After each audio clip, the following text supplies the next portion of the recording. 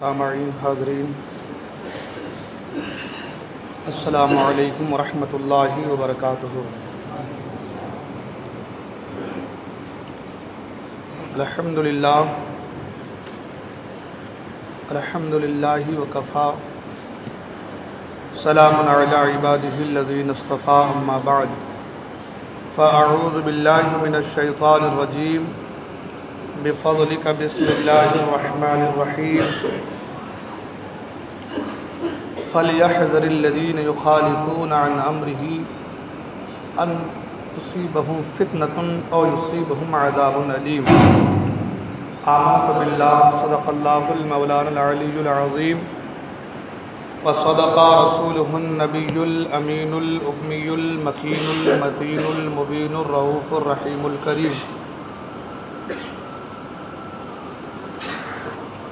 خطبہ مسنہ کے بعد جس آیت مبارکہ کو میں نے تلاوت کرنے کا شرف حاصل کیا ہے، آیت مبارکہ کی روشنی میں کچھ باتیں عرض کرنے سے پیشتر آئیے آپ اور ہم سب مل کر سب سے پہلے تاجدار مدینہ، راحت قلب سینہ، معطر پسینہ، فیض گنجینہ، باعث نزول سکینہ، نبی الانبیاء، رسولوں کے پیشوا، ہادی السبل، ختم الرسل، مولائے کل، احمد مجتبیٰ، محمد عربی روح فدا، صلی اللہ تعالی علیہ وسلم کی بارگاہ میں درود پاک پڑھنا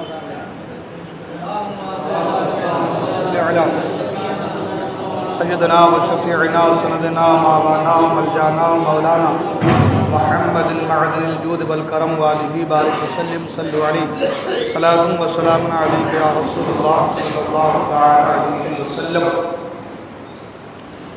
ایک کلام کی فرمائش کی گئی ہے، دو تین شعر سماعت کر لیں۔ فاصلوں کو خدا را مٹا دو، جالیوں پر نگاہ جمی ہے، جمی ہے جالیوں پر نگاہ جمی ہے، اپنا جلوہ اسی میں کرا دو، جالیوں پر نگاہ جمی ہے۔ غوث الاعظم ہو، غوث الورا ہو،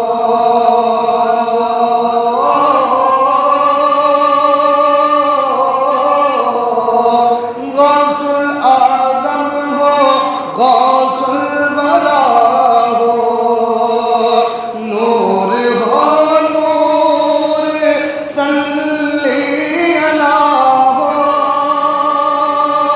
کیا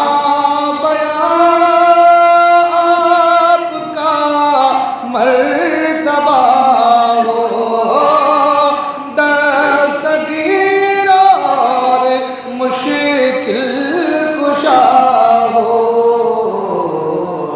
آج دیدار اپنا کرا دو، جالیوں پر نگاہ جمی ہے، جمی ہے جالیوں پر نگاہ جمی ہے، وجد میں آئے گا سارا عالم،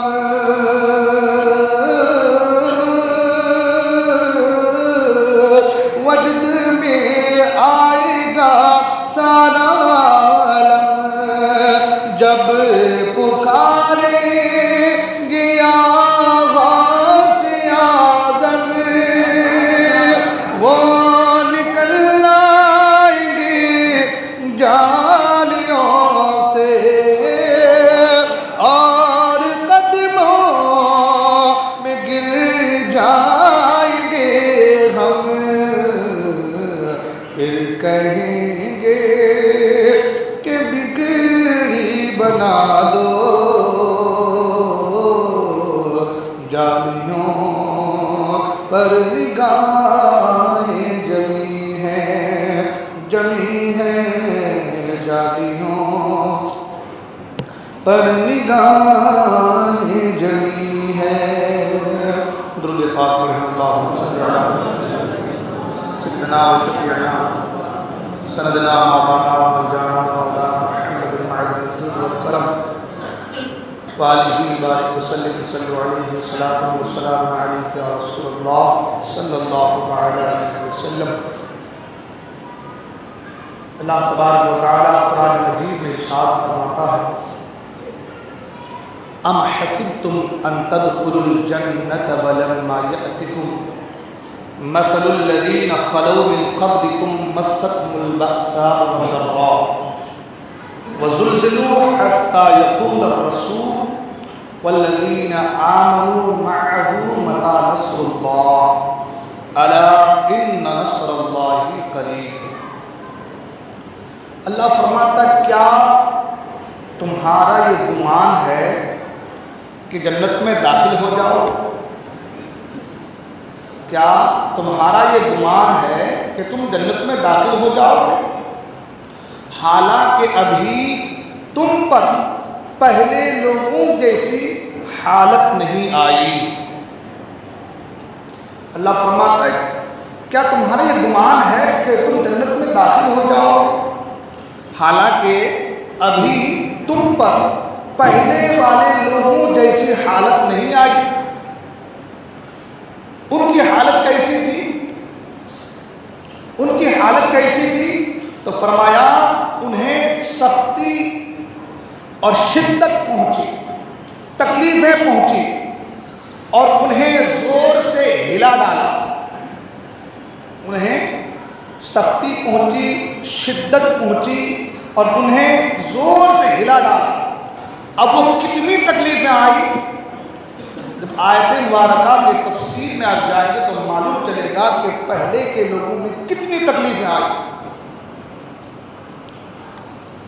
اتنی مصیبت اور مشکلوں کا انہوں نے سامنا کیا کہ جب ہم اور آپ پڑھتے ہیں یا سنتے ہیں علماء کرام سے تو روح کانپ جاتی ہے۔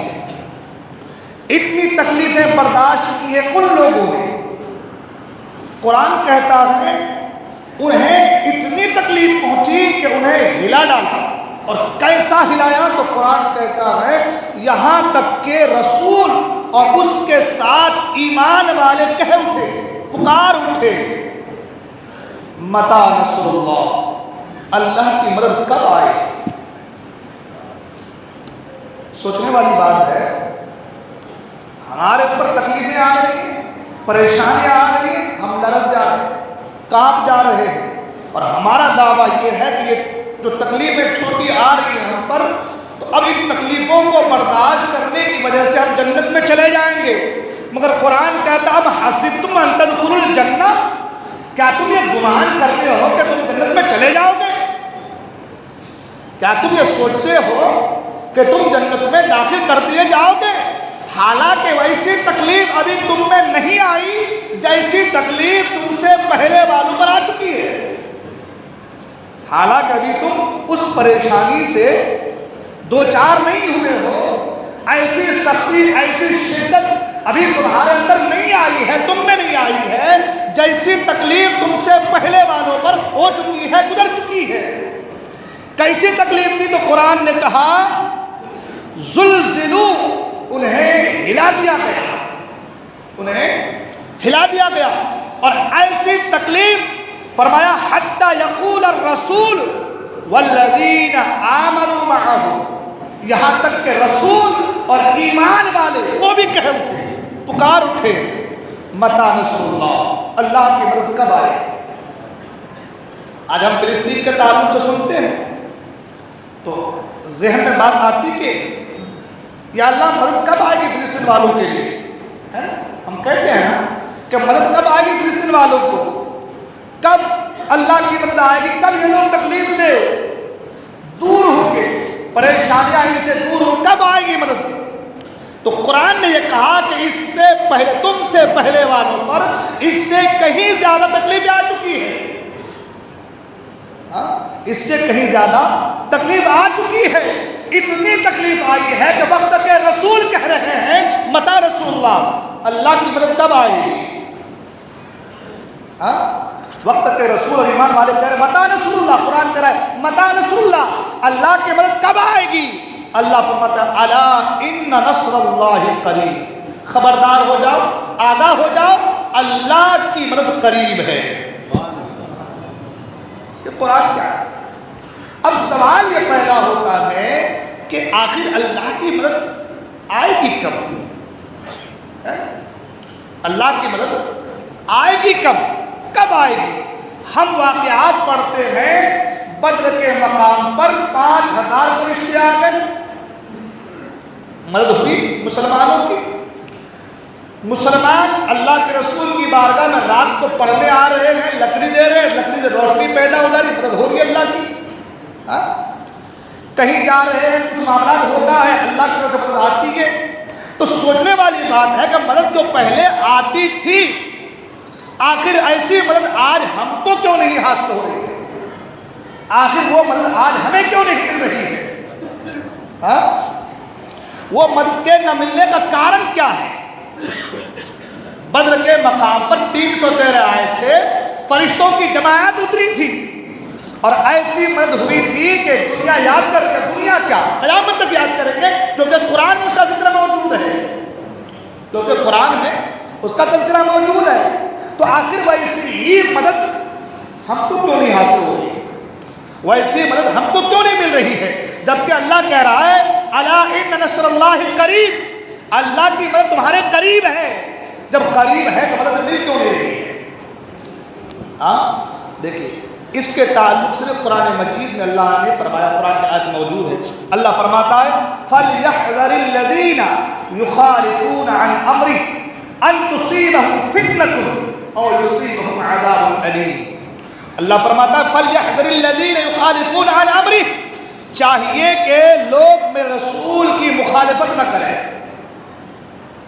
چاہیے کہ لوگ میرے رسول کی مخالفت، میرے رسول کے حکم کی مخالفت نہ کریں، میرے رسول نے جو فرما دیا ہے، جو کہہ دیا ہے، اس کی مخالفت نہ کریں۔ کیا ہوگا؟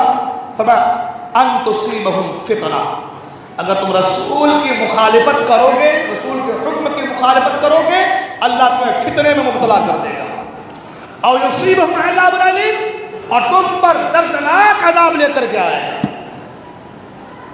کیا کہا؟ اللہ کی مدد قریب ہے، مدد کرنے والی ذات اللہ کی ہے، بے شک اللہ ہی مدد کرتا ہے نا؟ اور ہم نے سنا ہے، ہم نے پڑھا ہے، ہم دیکھتے ہیں، لوگوں سے سنتے ہیں کہ اللہ نے مدد بدر میں کی ہے۔ اللہ نے مدد بدر میں کی ہے، ہر جگہ اللہ مدد فرماتا ہے، لیکن سوچنے والی بات ہے کہ آج جو مدد حاصل نہیں ہو رہی ہے، آج جو مدد ہم کو نہیں مل رہی، وجہ کیا ہے؟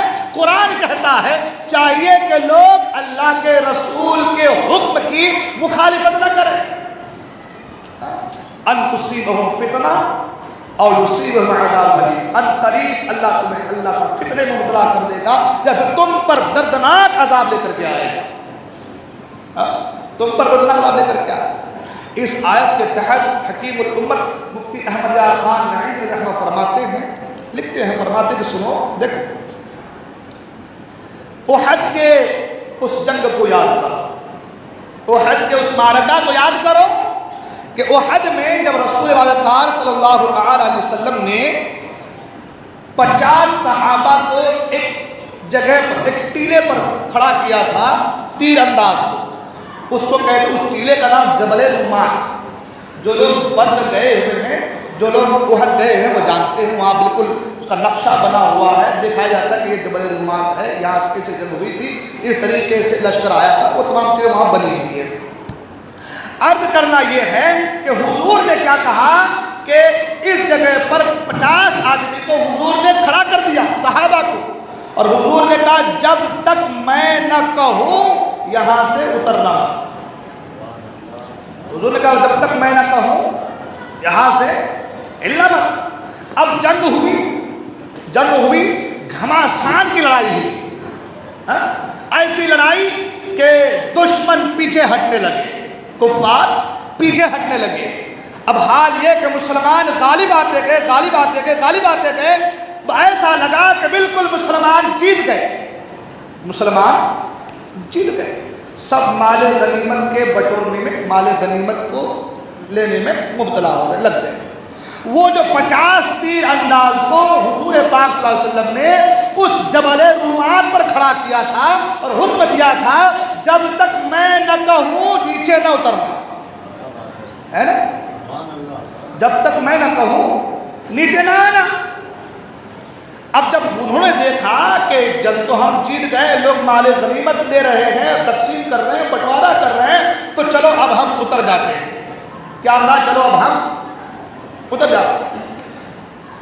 کچھ نے کہا کہ نہیں، حضور نے کہا ہے کہ جب تک میں نہ کہوں نہ اترنا۔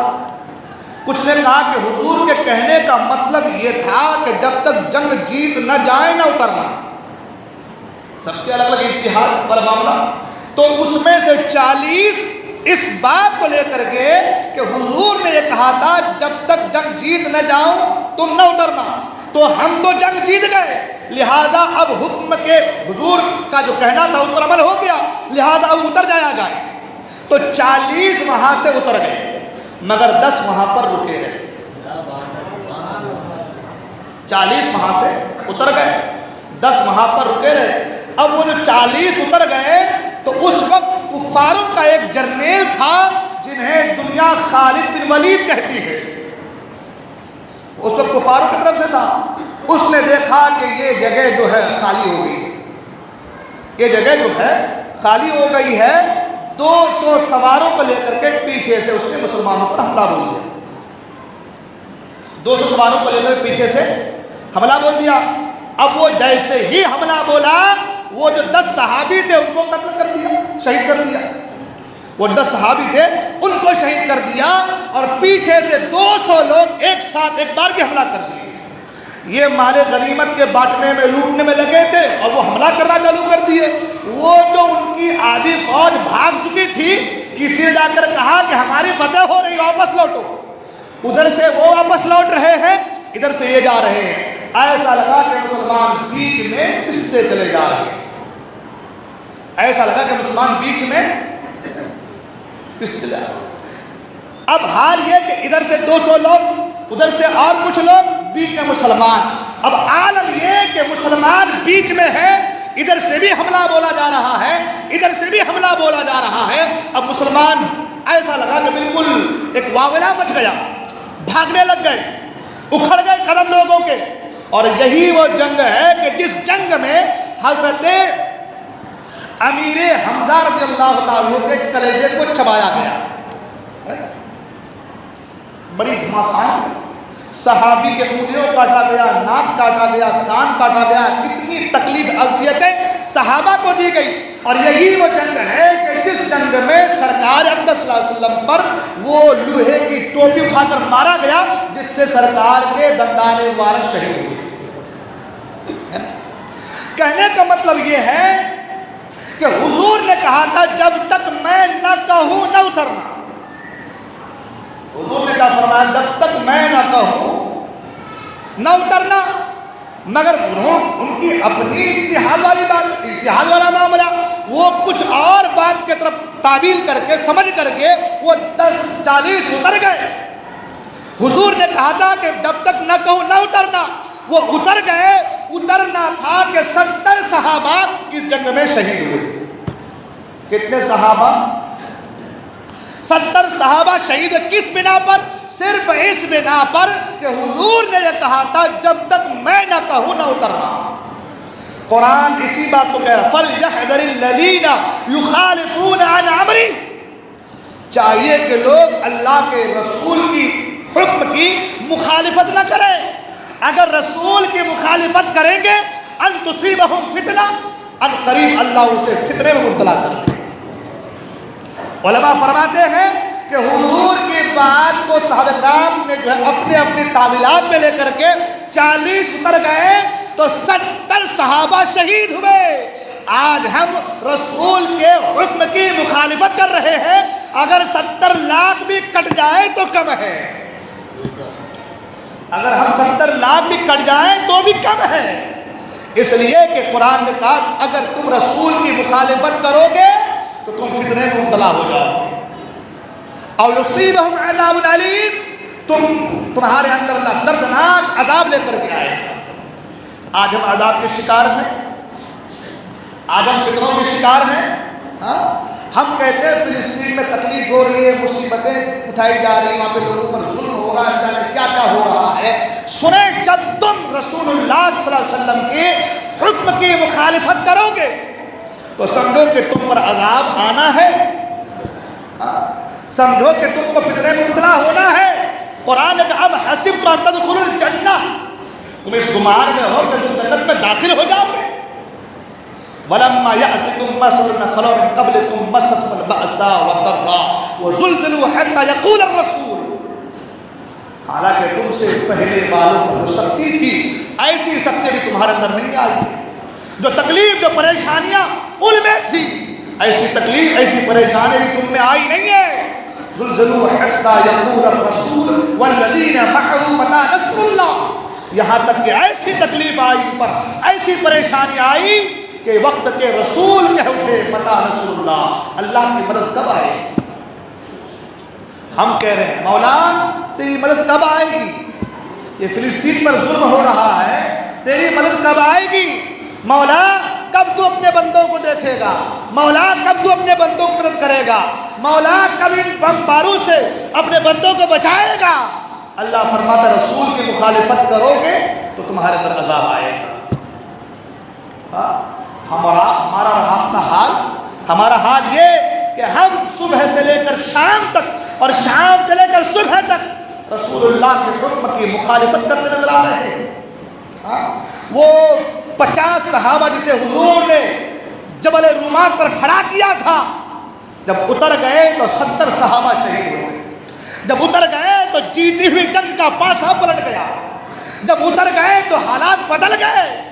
تو جب رسول اللہ کے حکم پر ہم اور آپ عمل نہیں کریں گے تو کیا ہمارے اندر عذاب نہیں آئے گا؟ آج ہمارا تو حال یہ ہے کہ آج ہم اور آپ جو تمام طرف خیر والی باتیں ہیں، بھلائی والی باتیں ہیں، ان سے کنارہ کشی اختیار کی ہوئی، ہم سے کنارہ کشی ہو رہے ہیں، اور جو برائیاں ہیں ان کو سمیٹ سمیٹ کے اپنے اندر بھر رہے ہیں. یہ سب باتیں کہنے کی نہیں ہیں، یہ سب باتیں سب کو پتا ہے، یہ باتیں کہنے کی نہیں ہیں. دوسروں کے سامنے خوب دین کی بات کرتے ہیں، خوب اچھی باتیں کرتے ہیں، ایسی بھلائی والی باتیں کریں گے کہ دوسرا سمجھے گا اس سے بڑا خیر خواہ دین کا اور کوئی ہو نہیں سکتا. اور آپ اس کے باطل کو دیکھیں تو اس سے زیادہ دین کو گمراہ ذلیل کرنے والا، دین کو سرے بازار جو ہے ملیا مٹ کرنے والا دوسرا کوئی انسان کو نظر نہیں آ سکتا. ایسے ایسے لوگ اس دور میں، دور الفتن میں آپ کو ملتے نظر آئیں گے. آج ہمارا حال، ہم اور آپ، ہمارا اور آپ کا طریقہ معلوم ہے کیا ہو گیا. ہمارے سینے عشق رسول سے خالی ہو چکے ہیں. ہمارا دل یہ صرف زبان کہہ رہی ہے کہ ہم عاشق ہیں، ہم محبوب ہیں، ہم رسول کو مانتے ہیں، محبت کرتے ہیں، لیکن ہمارا دل کسی اور کا غلام بن چکا ہے. یہ ہمارے دل میں حکومت کسی اور کی ہے، رسول کی حکومت نہیں ہے. حضرت شیخ صدری رحمۃ اللہ تعالی علیہ نے کہا کہ مجھے بڑا تردد ہے، ایک ایسا سوال ہے کہ جس سوال کی وجہ سے میں بڑا بے چین ہوں. نوجوانوں اور بڑے حضرات سبھی دھیان سے سنیں. کہا ایک ایسا سوال ہے جس سے میں بڑا بے چین ہوں. کہا کہ حضور کون سا سوال ہے؟ کا سوال یہ ہے کوئی مجھ سے پوچھتا ہے کہ تم حضور سے محبت کرتے ہو تو میں تردد میں پڑ جاتا ہوں، میں ششو پنے کا شکار ہو جاتا ہوں. کہ اس میں کون سی بڑی بات ہے، آپ کیوں شکار ہوتے ہیں؟ کہ شکار اس لیے ہوتا ہوں اگر میں کہہ دوں کہ حضور سے محبت نہیں ہے تو کافر، اگر یہ کہہ دوں کہ حضور سے محبت نہیں ہے تو کافر، اور اگر کہہ دوں کہ ہاں محبت کرتا ہوں تو میں اپنے دعوے میں جھوٹا ہوں. اللہ، آج ہم تو کہتے ہیں نا محبت رسول ہے ہمارے سینوں میں، محبت رسول رکھنے والا بے نمازی ہو، محبت رسول رکھنے والا ان کے سینے میں کسی اپنے پڑوسی کا درد نہ ہو، محبت رسول رکھنے والا اسلام کی محبت میں سرشار نہ ہو۔ یہ دعویٰ جھوٹا ہے کہ نہیں ہمارا؟ تو ہمارا آپ کا حال یہ کہ ہم زبان ہماری کچھ اور کہہ رہی ہے، بس ہم بالکل سیف رہیں، ہمارے بچے سیف رہیں، گھر میں اناج بھرا پڑا رہے، بینک بیلنس پورا جمع رہے، گھر اچھا بن جائے، یہ 4-5 سوچ ہی میں ہم مبتلا ہے۔ کبھی ہم نے دل کی گہرائی سے یہ نہیں سوچا کہ جس دین سے ہم جڑے ہیں اس دین کے لیے بھی ہمیں اپنا وقت نکالنا ہے۔ یہ کبھی ہم نے نہیں سوچا۔ بدر کی لڑائی، جنگ بدر کی لڑائی، کل لڑائی ہے، آج کی رات حضور اکرم صلی اللہ علیہ وسلم رات کو چل رہے، دیکھا کہ ایک گھر سے 2 آدمی کے بحث کی آواز آ رہی ہے، جھگڑے کی بحث کی آواز آ رہی ہے۔ پوچھا گیا کون ہے تو پتہ چلا کہ دونوں باپ بیٹے ہیں۔ کون ہے؟ دونوں باپ بیٹے ہیں۔ بحث کس بات پہ ہو رہی ہے؟ تو بحث اس بات پہ ہو رہی ہے، باپ کہتا ہے کہ بدر میں حضور کے ساتھ لڑائی کرنے کے لیے میں جاؤں گا، حضور کی صحبت میں کفاروں سے لڑنے کے لیے میں جاؤں گا۔ بیٹا کہتا ابا نہیں، آپ نہیں، میں جاؤں گا۔ باپ کہہ رہا کہ مجھے جانے دو، بیٹا کہہ رہا کہ مجھے جانے دو۔ یہ ان کی محبت ہے۔ آخر میں باپ بیٹے کے اندر قرآن نازل ہوتی ہے، قرآن نازل ہوتی ہے، جس کو ہم لوگ ہمارے یہاں کہتے ہیں چٹھی ڈالنا کہتے ہیں نا، ایک کسی ڈبے میں چٹھی ڈال کر کے جس کا نام نکلے اس کو قرآن نازل کہتے ہیں۔ قرآن نازل ہوئی تو بیٹے کا نام آیا، جب بیٹے کا نام آیا تو باپ نے کہا میں اس قرآن نازل کو نہیں مانتا، میں اس کو نہیں مانتا، مجھے جانا ہے تو جانا ہے حضور کے ساتھ۔ اللہ اکبر! کیا جنگ کا جذبہ اور کیا محبت رسول تھی ان کے سینوں میں۔ آج ہمارا حال تو یہ ہے نا، ہم تو وہابی سے اپنی دوستی کو کاٹ نہیں سکتے، گستاخ رسول سے اپنی دوستی کو نہیں توڑ سکتے ہم۔ یہ ہماری محبت ہے، یہ حضور سے ہماری محبت ہے، مگر وہ باپ بیٹے ہیں۔ بیٹا کہہ رہا میں لڑوں گا، میں سر کٹاؤں گا، اور باپ کہہ رہا ہے کہ میں سر کٹاؤں گا۔ قرآن نازل چل رہی ہے، قرآن نازل، بیٹے کا نام ہے، باپ نے کہا میں نہیں مانتا۔ چلے حضور کی بارگاہ، حضور فیصلہ فرما دے کون جائے گا، حضور فیصلہ فرمائے کون جائے گا۔ حضور کی بارگاہ میں حضور نے فرمایا بتاؤ کیا معاملہ ہے۔ بیٹے نے کہا کہ یا رسول اللہ صلی اللہ علیہ وسلم میرا باپ اب بوڑھا ہو چکا ہے، میں جوان ہوں، اور جنگ کے لیے جوانوں کی ضرورت پڑتی ہے، جنگ میں ایسے لوگوں کی ضرورت پڑتی ہے جو لڑے۔ باپ کہنے لگا کیا میرے اندر طاقت نہیں لڑنے کی، میرے اندر صلاحیت نہیں لڑنے کی؟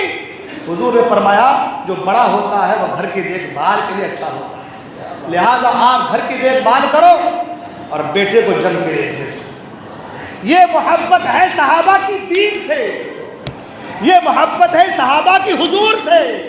شیخ صدی نے کہا نا اگر میں کہہ دوں کہ حضور سے محبت نہیں تو پھر میں کافر ہو جاؤں گا، اور اگر کہہ دوں کہ حضور سے محبت ہے تو میں اپنے دعوے میں کھوکھلا نظر آ رہا ہوں۔ حضور سے محبت ہو اور سینے میں کسی غیر کی حکومت ہو۔ آپ بولیں گے مولانا کیسے حکومت ہے؟ میں نے کہا تمہارا پہناوا یہودیوں کی طرح، تمہارا چہرہ یہودیوں کی طرح ہے، تمہارا لباس یہودیوں کی طرح ہے، تمہارا کھانا کھڑے کھڑے یہودیوں کی طرح ہے، تمہارا سارا عمل یہودیوں کی طرح ہے، تمہارے سینے میں حکومت تو یہودیوں کی ہے، حضور کی محبت نہیں ہے۔ اگر میں غلط ہوں تو آپ کہیں کہ آپ غلط بول رہے ہیں، لیکن سینے پر دھیان کر دیکھیں کہ ہمارے ساتھ یہ طریقہ نہیں ہے، کہ ہمارا یہ طریقہ ہمارا نہیں ہے آج کے دور میں۔ وہ جنگ بدر کا مقام ہے کہ 2 بچے 13-14 سال کے بچے گئے ہیں اور پوچھ رہے ہیں صحابی سے کہ بتائیں کہ ابو جہل کدھر ہے۔ 13-14 سال کی عمر شریف ہے بچوں کی، مگر جنگ میں آئے ہیں۔ کیوں آئے ہیں؟ کہ کوئی میرے محبوب کو گالی دے، کوئی حضور کو تکلیف دے، کوئی ہمارے دین کی خاطر آواز اٹھائے۔ تو بچے بھی آئے شوق جہاد میں، شوق شہادت، بچے بھی آئے۔ آج ہمارے بچوں کو گھر میں سمیٹ کر رکھا جا رہا ہے، میں سے، میرا بچہ سے، میرا پریوار سے، میرا گھر سے، میرا بنگلہ سے، میری پراپرٹی سے، دنیا مرے چلے گا، مجھے کچھ نہیں چاہیے۔ یہی بزدلی حضور نے فرمایا ایک زمانہ آئے گا کہ میری امت پر لوگ ٹوٹ پڑیں گے، صحابہ نے یا رسول اللہ کیا اس کا وہ لوگ کم ہوں گے؟ کہا نہیں، ان کی تعداد بہت ہوگی۔ پھر یا رسول اللہ پھر ٹوٹ پڑے گا، کیوں؟ حضور نے فرمایا اللہ ان کے دل میں وہن ڈال دے گا، وہن۔ کہا یہ وہن کیا ہے؟ حضور فرماتے ہیں موت سے نفرت اور دنیا سے محبت۔ آج ہم کو مرنا نہیں ہے، ہم کو 4 منزلہ بنگلہ بنا کے چھوڑ دیا ہم نے، آخر عمر ہے مگر پراپرٹی پر خیال ہے کہ اگر یہ 10 ہے تو 20 ہو، 40 ہے تو 50 ہو، ہے نا؟ مرنا نہیں ہے، دنیا دنیا دنیا منہمک ہو چکے ہیں۔ حضور نے فرمایا اللہ ان کے دلوں میں وہن ڈال دے گا، جب وہن ڈالے گا تو حضور فرماتے ہیں پوری دنیا ٹوٹ پڑے گی میری امت پر۔ آج ٹوٹ پڑی ہے یا نہیں؟ تمہارے چہروں سے داڑھی کو نوچا جا رہا ہے، تمہارے مسجدوں پر حملہ، تمہارے مزاروں پر حملہ، تمہارے خانقاہوں پر حملہ، تمہارے داڑھیوں پر حملہ، تمہارے نمازوں پر حملہ، تمہارے چلنے پھرنے پر حملہ ہے۔ وجہ کیا ہے؟ تم کروڑوں ہو کر کے بھی آج تم پر سب ٹوٹ پڑ رہے ہیں۔ وجہ یہ ہے کہ تم نے دین کے لیے کچھ نہیں کیا، تمہارے سینے میں محبت ہے تو دنیا کی اور تمہیں نفرت ہے تمام سے۔ یہی وجہ ہے جنگ بدر میں وہ 13 سال 14 سال کے بچے آئے ہوئے ہیں اور کہہ رہے صحابی سے حضور بتائیے کہ ابو جہل کدھر ہے؟ صحابی نے تم کیا کرو گے؟ کہا مریں گے یا ماریں گے ناری کو، سنا ہے گالیاں دیتا ہے وہ محبوب باری کو۔ کہا چاہے تو ہم مر جائیں گے، چاہے تو مار دیں گے، مگر اسے چھوڑیں گے نہیں۔ اللہ، اتنے میں وہ ابو جہل سے گشت کرتا ہوا نکل جا رہا تھا۔ کہا وہ دیکھو گھوڑے پر جو جا رہا ہے وہ قریش اور کفاروں کا سردار ابو جہل۔ بچے گئے لڑنا شروع کر دیا، اللہ اکبر، اور ابو جہل کو مار بھی گرایا، ابو جہل کو مار بھی دیتے چاہے کہ دوسری معاملات میں، لیکن مار گرایا۔ اب عالم یہ کہ لڑتے لڑتے لڑتے لڑتے ہاتھ کٹ گیا اور توڑا چپڑا لٹکتا رہ گیا، باقی تھا۔ اب وہ ہاتھ لٹک رہا ہے، ہل رہا ہے، ایک ہاتھ سے تلوار چلا رہے تو وہ ہاتھ ہل رہا ہے، تکلیف ہو رہی ہے۔ تاریخ میں دیکھا کہ 13 سال کے بچے نے اس ہاتھ کو پاؤں کے اندر رکھا اور اکھاڑ کر ہاتھ کو باہر پھینک دیا اور کہا کہ جو ہاتھ اللہ کی رضا کے راستے میں آئے اس ہاتھ کی مجھے ضرورت بھی نہیں ہے۔ یہ تمہیں تعلیم نوجوانوں، وہ 13 سال کا نوجوان، وہ 13 سال کا بچہ میدان بدر سے دے رہا ہے۔ اور ہماری آنکھیں آج ہم نے آنکھوں کو بند کر لیا ہے، ہم نے آنکھوں کو بند کر لیا ہے، آنکھیں ہماری اندھی ہو چکی ہے، نماز سے دور، محبت رسول سے دور، ہم عبادتوں سے دور، بس ہم لہو و لعب میں مبتلا ہے۔ اور پھر ہمارے پوسٹ آتے ہیں واٹسپ پہ کہ آج غزہ میں ایسی تکلیفیں دی گئی، ہماری ماں بہنوں کا ایسا ظلم ہو رہا ہے۔ ظلم نہیں ہوگا تو کیا ہوگا؟ آپ نے اپنی ماں بہنوں کے لیے کیا کیا ہے؟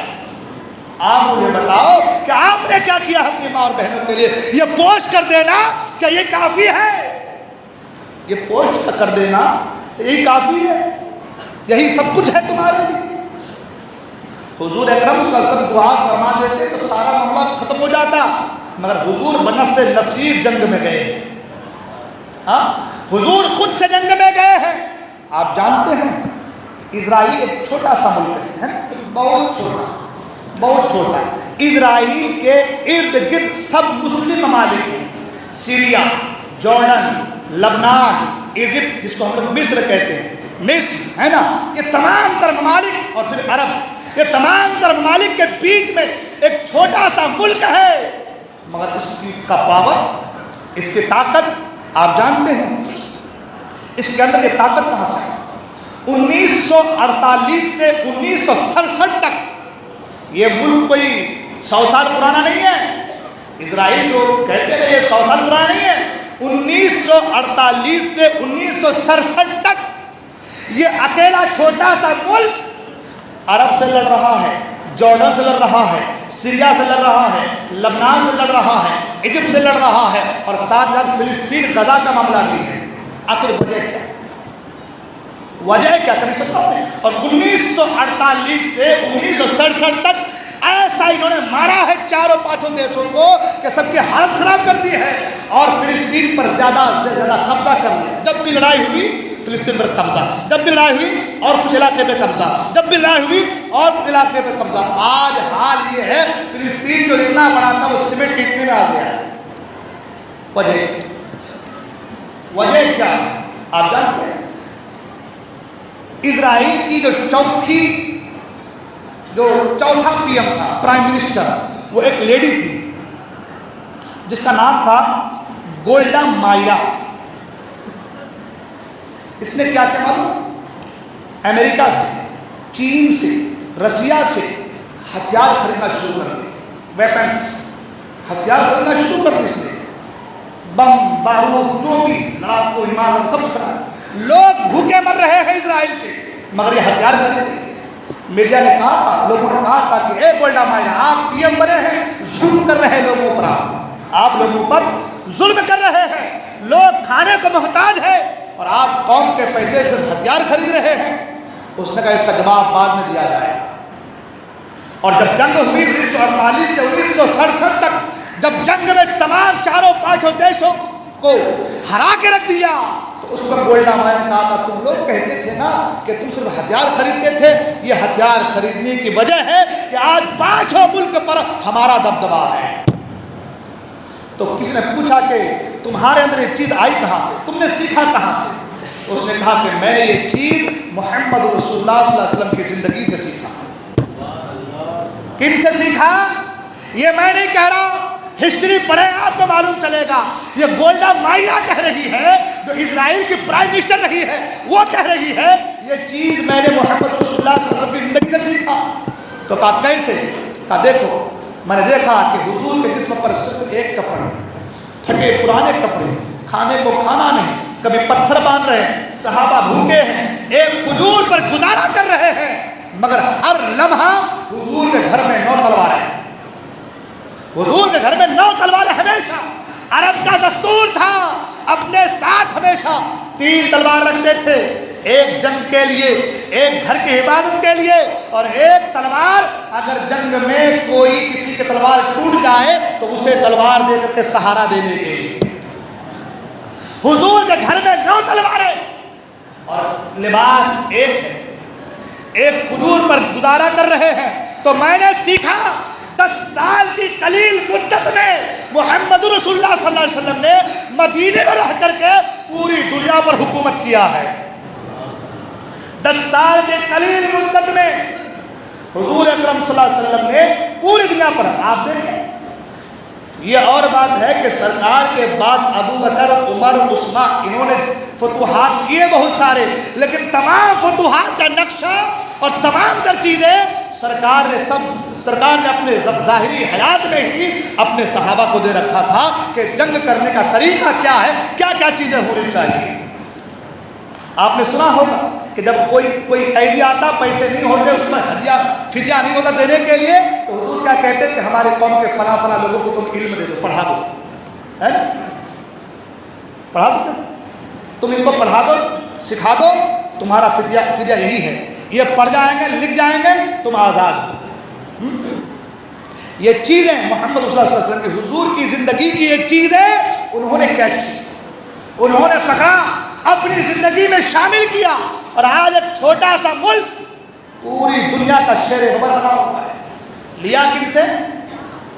لیا کن سے تعلیمات کن کی ہیں؟ اسلام کی. وہ ویپنس خریدتے رہے اور ہمیں کبھی کپڑا دیا آدھے آستین والا، کبھی کپڑا دیا آدھے پھٹے والا، ہاں کبھی داڑھی مونڈنے کا طریقہ دیا ہے نا، کبھی ہمیں کھڑے ہو کر کے ایک ہاتھ ملانے کا. بس انہی چیزوں میں الجھا کے مسلمان کو رکھ دیا.